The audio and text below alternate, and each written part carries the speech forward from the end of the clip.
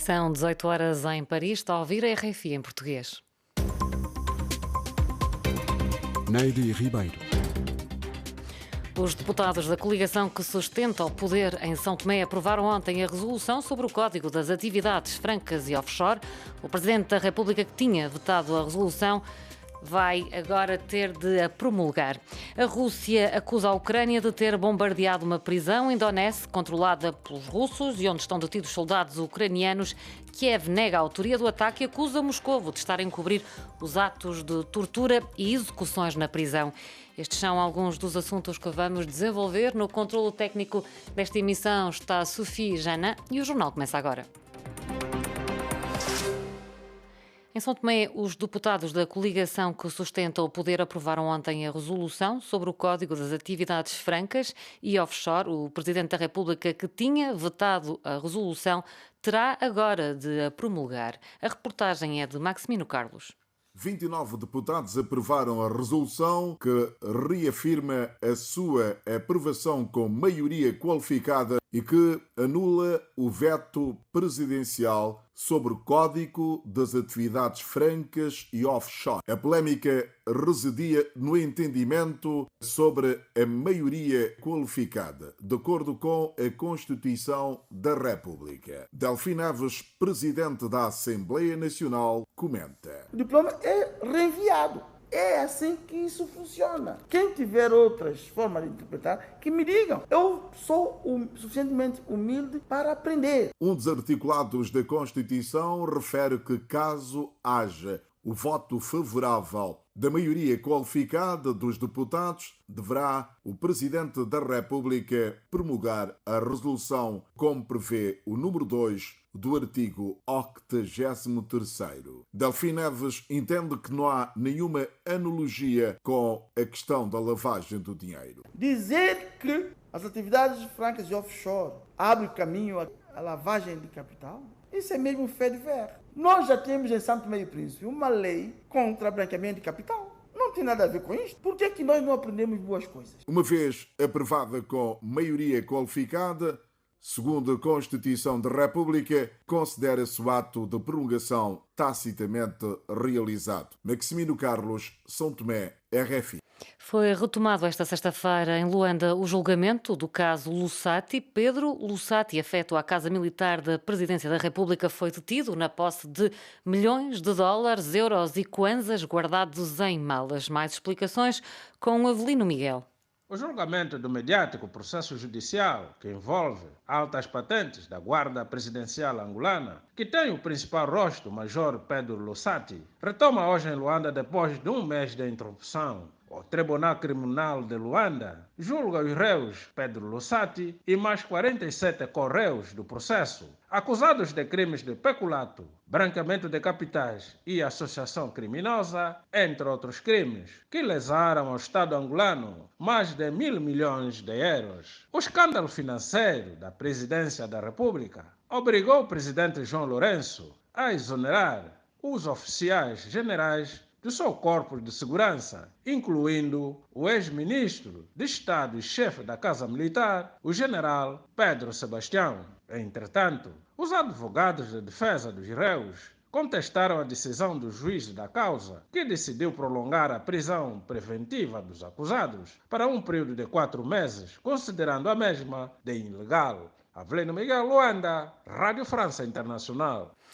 A Rússia vai estabelecer um intercâmbio direto com as empresas moçambicanas para a importação de combustíveis, cereais e fertilizantes. O anúncio foi feito em Maputo pelo embaixador russo no país e a reportagem é de Orfeu Lisboa. No encontro com o setor privado, o embaixador da Rússia em Maputo, Alexander Surikov, abriu as portas do seu país a Moçambique na facilitação da importação de produtos como combustíveis, entre outros, recorrendo ao pagamento através da moeda das duas nações. rublo e metical são dignas divisas que podem ser usadas. A Rússia está aberta para aumentar suministro para Moçambique, tanto de cereais como de fertilizantes e outras máquinas que necessitam para a vossa industrialização. Esta nova página aberta nas relações comerciais entre os dois países poderá contribuir para o melhoramento da situação económica de Moçambique, assegura Eduardo Sengo, vice-presidente da Confederação das Associações Económicas, CTA. Porque neste momento o grande canal para o aumento do custo de vida no mercado é o combustível e não os outros produtos. Portanto, o combustível, porque o preço está a subir e a partir daí afeta o custo de transporte, o custo de produção e de vários produtos. Moçambique importa anualmente bens estimados em cerca de 100 milhões de euros ao ano. A Rússia, de Maputo para a RFI, Orfeu, Lisboa. A Rússia acusou a Ucrânia de ter bombardeado uma prisão em Donetsk controlada pelos russos e onde estão detidos soldados ucranianos. Kiev nega a autoria do ataque e acusa Moscovo de estar a encobrir atos de tortura e execuções na prisão. Mais explicações com Liliana Henriques. Segundo o exército russo, o bombardeamento contra a prisão de Olenivka, no leste da Ucrânia, terá causado 40 mortes e 75 feridos. As autoridades separatistas pró-russas dando conta, por sua vez, de um balanço de 47 mortes e 53 feridos neste estabelecimento onde os russos mantêm em detenção os prisioneiros de guerra. Encontram-se lá, nomeadamente, os membros do batalhão Azov, um regimento ucraniano acusado de ser neonazi, que participou na Batalha de Mariupol contra as forças russas, 2.500 combatentes acabando, contudo, por entregar-se em maio no final do cerco da cidade. As forças ucranianas atiraram contra a prisão onde estão detidos membros do batalhão Azov com material americano, afirmou o Comitê de Inquérito, órgão de investigação da Rússia, país cujo Ministério da Defesa acusou Kiev de estar por detrás desse ato que qualificou de escandalosa provocação visando apavorar os soldados ucranianos e dissuadi-los a se entregarem. Entretanto, Kiev não só desmentiu estas alegações, como acusou as forças russas de ter deliberadamente visado a prisão, de modo a acusar a Ucrânia de ter cometido crimes de guerra e também no intuito de disfarçar os atos de tortura e execuções de presos que são lá perpetrados.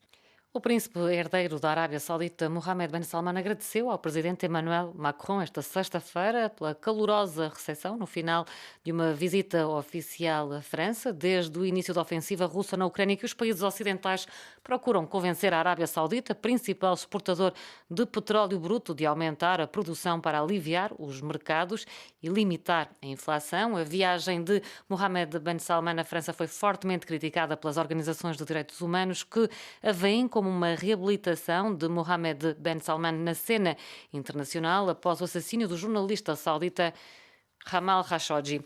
A taxa de inflação subiu para 8,9% na zona euro em julho, acima dos 8,6% registados em junho, de acordo com os dados divulgados pelo Gabinete de Estatísticas da União Europeia, a Eurostat, esta sexta-feira.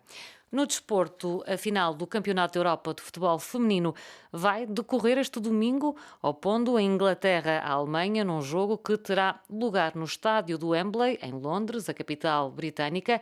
Em entrevista à RFI, Colline Vilaça, defesa luso-francesa que joga atualmente no Famalicão, em Portugal, faz uma antevisão do final do torneio. Em relação a esta final da Inglaterra e da Alemanha, acho que vai ser um jogo muito importante, que é um jogo que vai ser muito 50-50. Acho que não existe favoritos neste caso, porque são duas seleções que têm vindo a crescer bastante, as duas, e acho que vai ser uma final muito extraordinária e que ganhe o melhor, claro. E espero bem que seja um jogo incrível, porque uma final é sempre uma final. Ainda por cima no Euro é incrível só. A Alemanha derrotou a França, um resultado lógico? Em relação ao jogo da Alemanha e da França, acho que foi um jogo muito 50-50. Na primeira parte tivemos uma Alemanha muito forte, até aos 40 e poucos, desde que a França marcou o gol. Depois, na segunda parte, vimos uma França muito focada, jogaram a 2 toques. Vimos uma seleção francesa com várias oportunidades e a Alemanha com poucas, mas foi um jogo incrível e acho que estava dividido. Este para a equipa alemã como fosse para a equipa francesa. Acho que foi um jogo muito dividido. As palavras de Coline Vilaça, futebolista franco-portuguesa que joga no Famalicão, em Portugal, entrevistada por Marco Martins, uma entrevista que poderão ouvir de forma mais alargada na segunda parte desta emissão, na rubrica Desporto. E chega ao fim este bloco informativo.